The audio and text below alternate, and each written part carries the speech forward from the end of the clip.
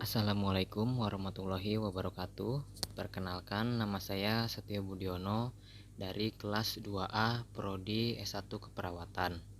Di video kali ini saya dalam menyelesaikan tugas ujian akhir semester mata kuliah Psikologi Kesehatan.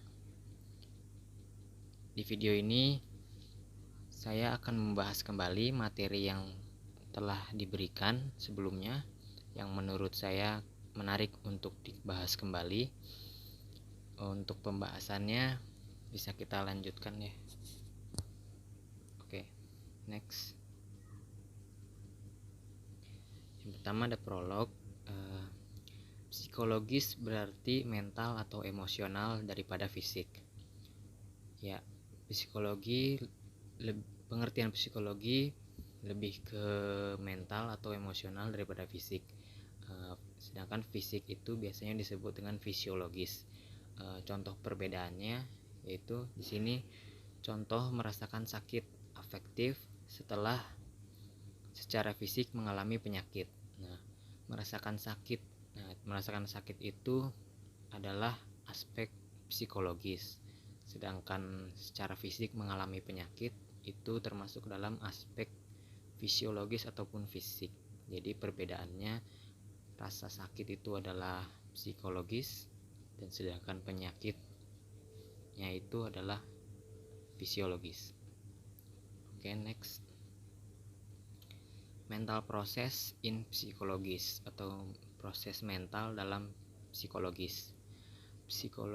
Proses mental atau fungsi mental adalah istilah yang sering digunakan secara bergantian untuk semua hal yang dapat dilakukan individu dengan pikiran mereka.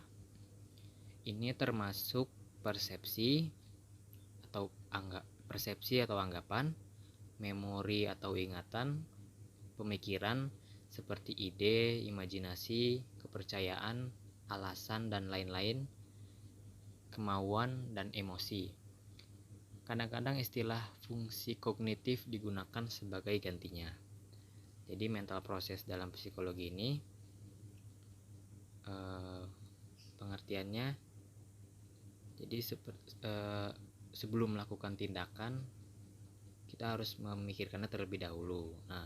Pemikiran tersebut disebut istilah tersebut biasanya disebut dengan fungsi kognitif, yang di dalamnya termasuk ada persepsi atau anggapan, memori atau ingatan, pemikiran, kemauan dan emosi.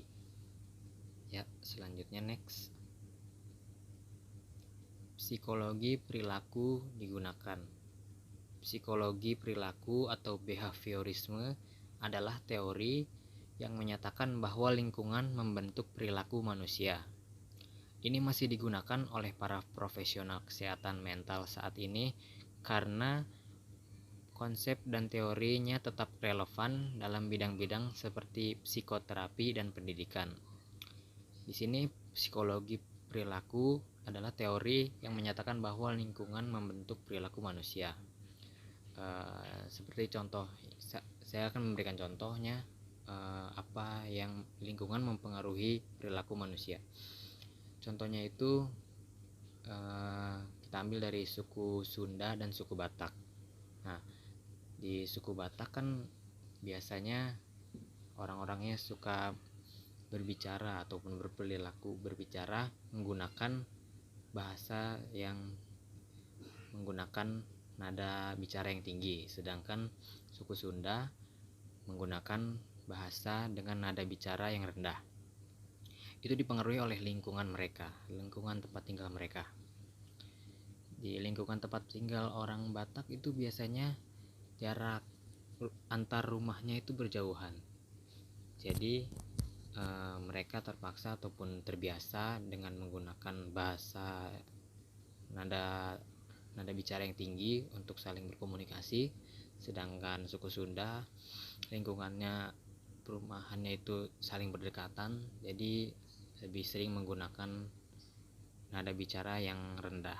Jadi itu salah satu contoh lingkungan mempengaruhi perilaku manusia. Oke, next. Emosi mempengaruhi perilaku. Perilaku berbeda dari emosi, tetapi sangat kuat untuk perilaku berbeda dari emosi, tetapi sangat kuat dipengaruhi oleh emosi. Salah satu cara perilaku dipengaruhi oleh emosi adalah melalui motivasi yang mendorong perilaku seseorang. Nah, perilaku dipengaruhi oleh emosi. Emosi juga salah satu dari aspek psikologis. Bagi yang tidak bisa mengendalikan emosinya, itu akan berdampak kepada perilakunya juga. Bisa saja emosi tersebut membawa masalah hingga manusia tersebut melakukan perilaku yang merugikan orang lain. Emosi juga dapat mempengaruhi perilaku kita secara langsung, seperti dalam kasus agresi atau agresif, atau perilaku yang difokuskan pada menyakiti orang lain. Itu salah satu contoh emosi mempengaruhi perilaku manusia. Nah, satu lagi, emosi melalui motivasi, mempengaruhinya melalui motivasi. Nah, motivasi itu timbul karena adanya emosi. Jadi motivasi itu mendorong manusia untuk melakukan sesuatu karena emosi itu. Jika tidak bisa dikendalikan, maka emosi akan mempengaruhi perilaku manusia. Oke, next. Bagaimana emosi dirasakan? Perasaan seperti kesedihan dan kemarahan yang dimiliki orang dalam menanggapi berbagai pikiran dan situasi. Kadang-kadang orang juga dapat merasakan lebih dari satu emosi pada saat bersamaan, seperti merasa senang dan takut naik roller coaster. Nah, emosi itu tidak selamanya atau tidak berpaku pada amarah ya. Emosi itu ada berbagai macam. Ada emosi seperti kesedihan, salah satu juga tadi kemarahan atau amarah, kesenangan ya. Jadi tidak berpaku pada emosi kemarahan saja.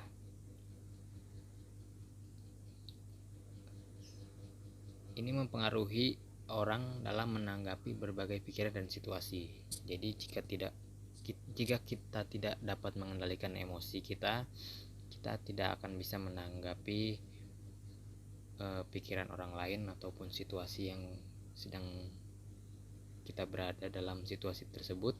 Kita tidak bisa mengatasinya dengan baik. Jadi kuncinya adalah bisa mengendalikan emosi, karena emosi mempengaruhi perilaku manusia yang sudah tadi kita bahas ya. Oke, next, perasaan versus emosi.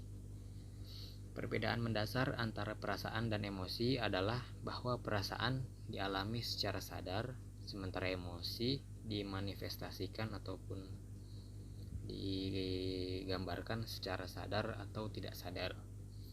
Beberapa orang mungkin menghabiskan waktu bertahun-tahun atau bahkan seumur hidup tidak memahami kedalaman emosi mereka. Perasaan tadi dirasakan secara sadar ya. Kalau perasaan itu dapat dirasakan secara sadar, dan emosi terkadang tidak sadar. Ada yang dapat disadari, ada yang tidak dapat disadari.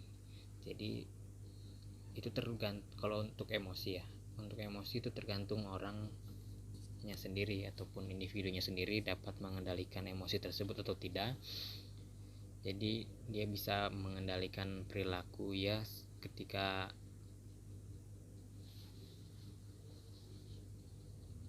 ia sadar bahwa emosinya terkendalikan. Seperti itu. Setiap orang juga berbeda-beda ya, memahami emosinya. Ada yang memahami, ada yang tidak. Bahkan seperti dicantumkan di sini, butuh waktu bertahun-tahun atau bahkan seumur hidup tidak memahami kedalaman emosinya sendiri. Jadi pemahaman tentang emosi diri sendiri itu tergantung individunya sendiri, tergantung mereka memahami dirinya sendiri, paham jati diri mereka sendiri, paham perilaku mereka sendiri. Jadi itulah kuncinya memahami emosi sendiri. Oke, next. Perilaku manusia. Respon individu atau kelompok manusia terhadap rangsangan internal dan eksternal. Ini mengacu pada berbagai tindakan fisik dan emosi yang dapat diamati terkait dengan individu serta ras manusia. Respon individu atau kelompok manusia terhadap rangsangan internal atau eksternal. Ya, perilaku manusia itu dapat dipengaruhi oleh berbagai macam faktor ya. Ini mengacu pada berbagai tindakan fisik, emosi yang dapat diamati terkait dengan individu serta ras manusia. Jadi berbagai faktor mempengaruhi perilaku manusia. Oke, next. Strategi antecedent. Strategi antecedent adalah strategi preventif. Preventif itu pencegahan. Strategi pencegahan yang dapat diterapkan di sekolah, di rumah, ataupun di pusat untuk mengurangi terjadinya perilaku yang bermasalah dengan menggunakan atau mengendalikan, yaitu lingkungan, mengendalikan A, pendahuluan, yaitu lingkungan, atau C, konsekuensi yang Anda dapat mempengaruhi perilaku. Anda dapat mempengaruhi perilaku. Oke. Strategi antecedent ini strategi pencegahan ya, yang dapat diterapkan untuk mengurangi terjadinya perilaku bermasalah. Salah satunya tadi yang mungkin sudah saya bahas tentang pengendalian emosi dia sendiri, itu dapat termasuk dalam strategi ini mungkin ya, yang mencegah ataupun mempengaruhi atau mengurangi terjadinya perilaku bermasalah atau merugikan diri sendiri maupun merugikan orang lain. Oke, next. Komponen perilaku. Biologi, lingkungan, kognisi, dan emosi masing-masing berkontribusi pada produksi perilaku dengan cara sendiri yang unik, dan masing-masing dapat berinteraksi dengan satu atau lebih yang lain untuk menghasilkan perilaku. Komponen perilaku terdiri dari biologi, lingkungan, kognisi, dan emosi.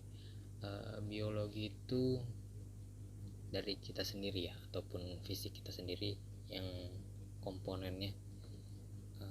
Biologi itu termasuk fisik. Jadi apa yang kita punya itu mempengaruhi perilaku kita sendiri juga.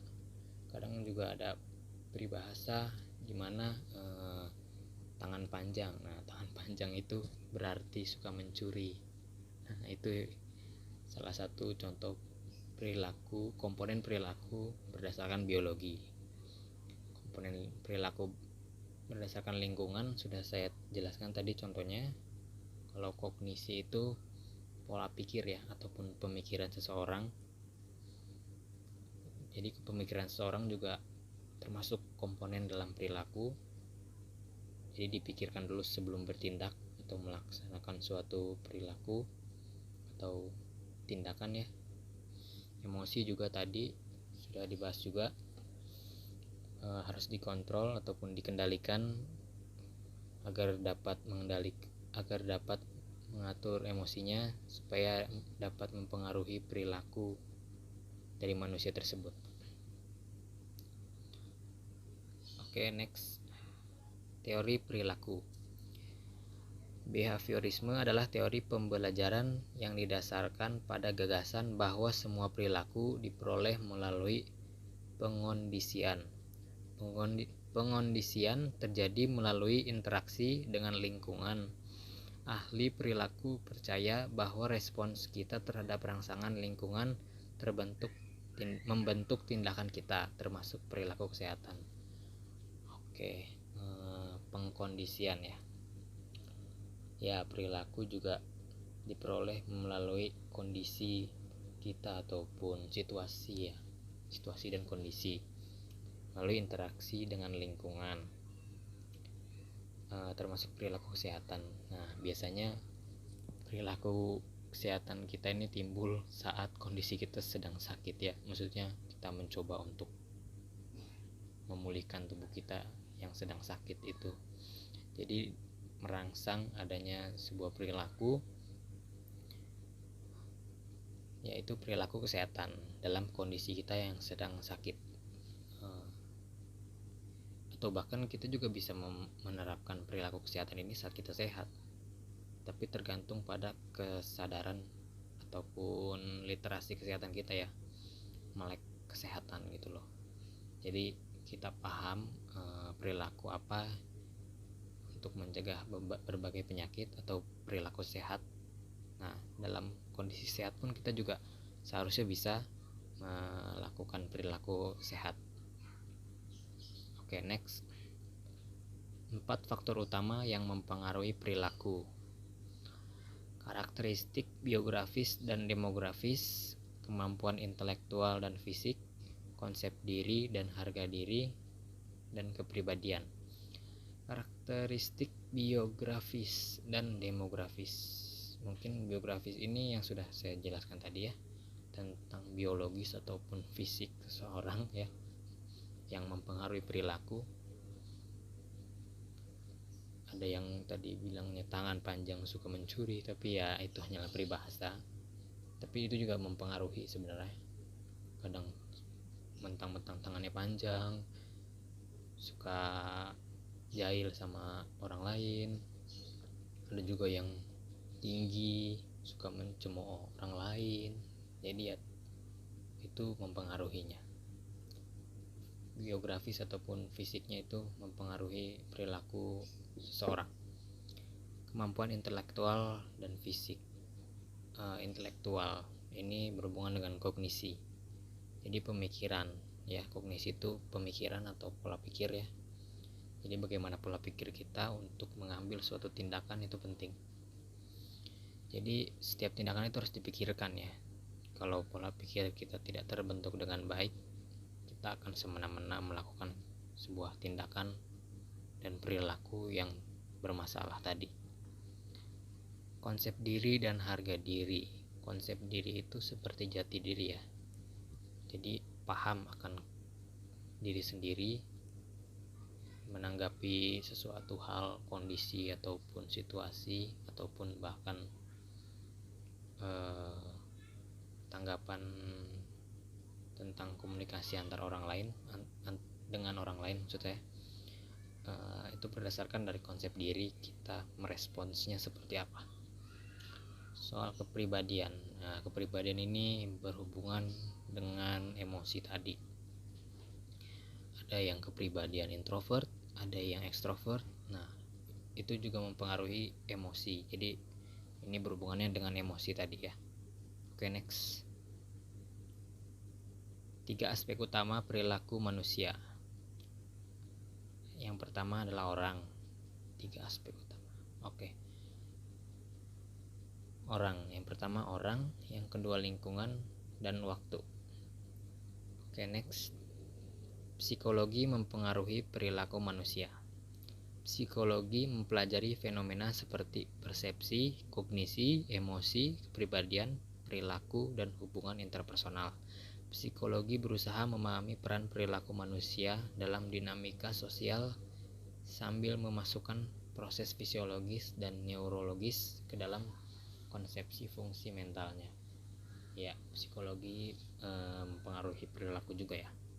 Yang tadi sudah dibahas juga kan, tentang persepsi, anggapan kita, kognisi, pikiran kita, emosi, kepribadian, perilaku, dan hubungan interpersonal itu komunikasi antara orang lain ya. Jadi mempengaruhi psikologis seseorang. Jika kondisi psikologisnya tidak baik, maka perilakunya juga tidak akan baik. Psikologis itu mencakup semua yang ada, yang sudah kita bahas tadi ya. Oke, next. 4 jenis perilaku komunikasi. Yang pertama agresif, yang kedua asertif, yang ketiga pasif, dan yang keempat pasif agresif. Oke. Di sini saya ada contoh perilaku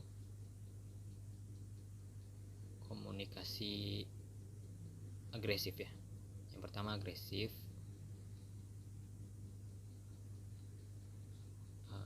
Komunikasi dilakukan cenderung lebih ke mempertahankan sikap serta pendapat tanpa mempertimbangkan pendapat orang lain. Jadi ini sifatnya bisa merugikan orang lain dan bisa membuat orang lain menderita. Jadi kita agresif gitu, egois ya, mempertahankan apa yang kita inginkan. Terkadang menggunakan cara yang kasar, membentak atau cara-cara lain yang dapat menyakiti lawan bicara kita yang kita terapkan perilaku agresif tersebut ya. Jadi tidak baik ya sebenarnya jenis perilaku seperti ini. Oke, yang kedua ada asertif.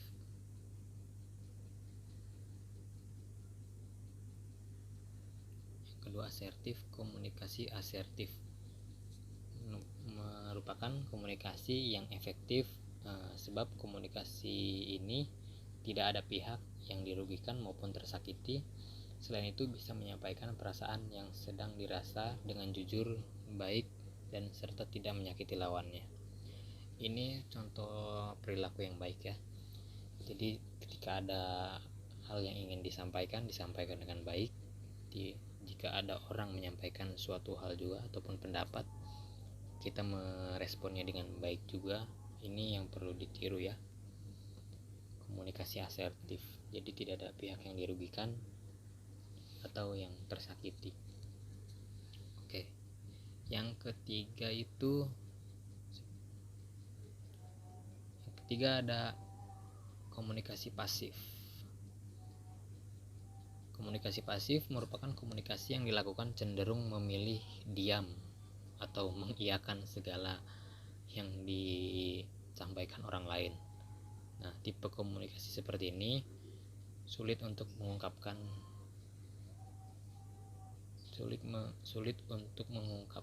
isi pikiran sendiri.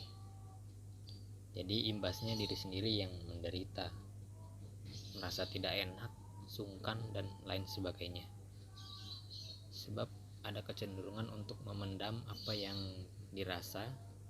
Orang lain pun tidak bisa tahu jika hal tersebut tidak disampaikan dengan baik dan tegas. Ini biasanya perilaku ini biasanya dilakukan oleh orang yang berkepribadian introvert ya, sedangkan yang tadi agresif itu yang biasanya ekstrovert gitu. Ini juga sebenarnya tidak baik ya, merugikan diri sendiri, hanya memendam untuk diri sendiri, tidak menyampaikannya dengan baik. Ini yang sebenarnya tidak baik juga ya. Yang keempat ada pasif agresif.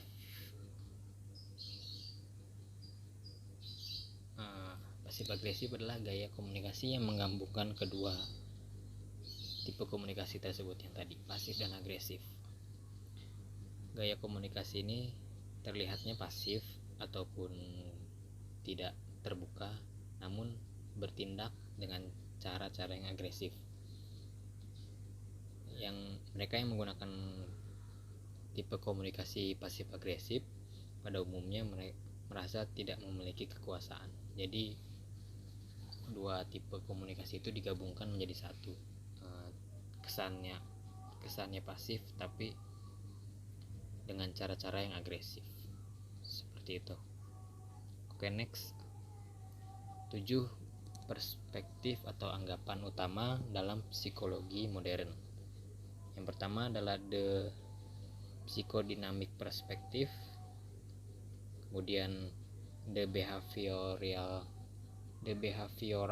perspective, the cognitive perspective, the biological perspective, the cross-cultural perspective, the evolutionary perspective, dan the humanistic perspective.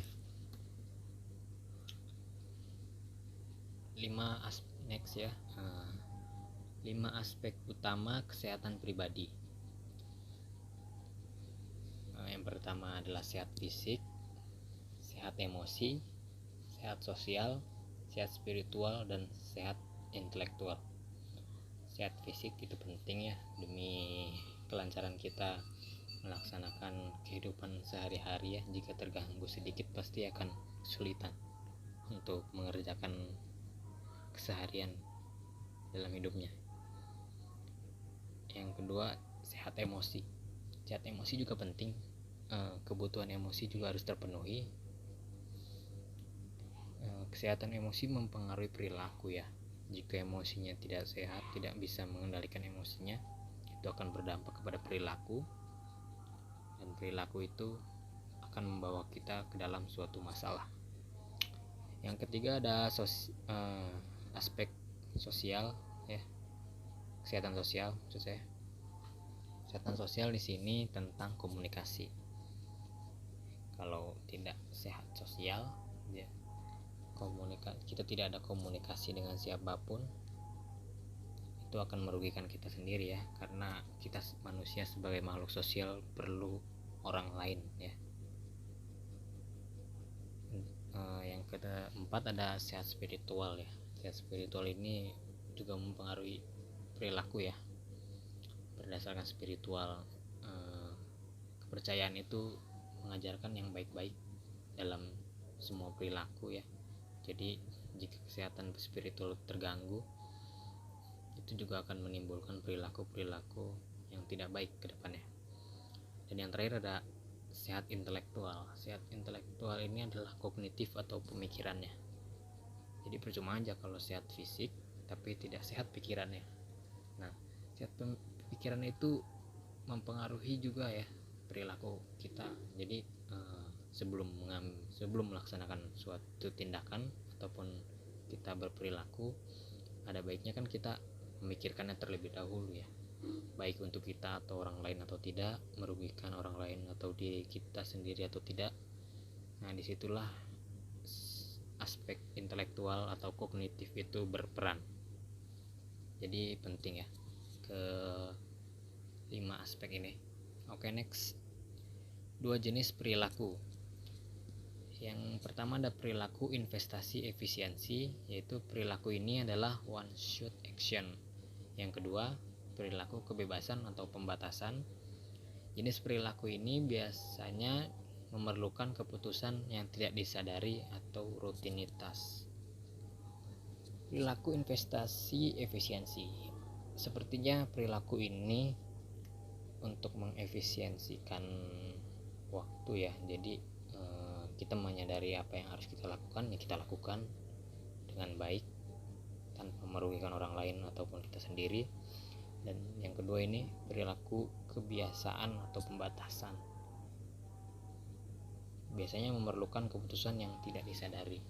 Mungkin perilaku ini yang biasa kita lakukan ya tanpa perlu kita sadari ya. Jadi seperti kita bernafas itu sebenarnya juga berperilaku ya, tidak disadari karena itu rutinitas, jadi kebiasaan ya. Next, 4 fungsi perilaku. Yang pertama stimulasi sensorik, yang kedua melarikan diri, yang ketiga akses ke perhatian, dan yang terakhir akses ke fisik. Next. Oke, sekian materi tentang